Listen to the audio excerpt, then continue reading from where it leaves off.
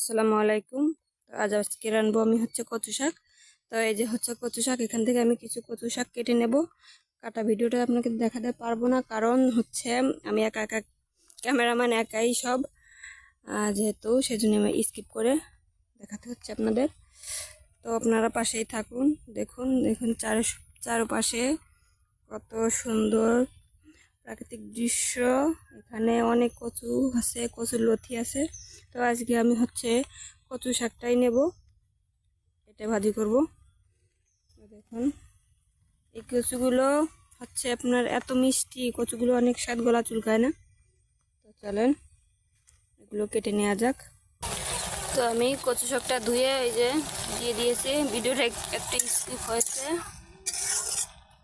যে তো আমি একটা তেজপাতা দিয়ে দেব। কচু শাকের ভিতরে তেজপাতা দিলে আলাদা একটা ঘ্রাণ আসে।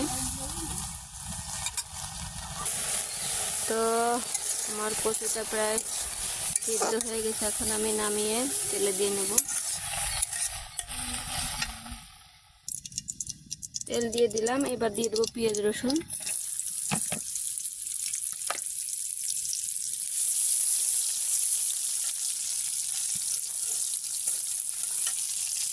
তো আমার পেঁয়াজটা ভাজা শেষ, এবার দিয়ে দেবো কচু শাক।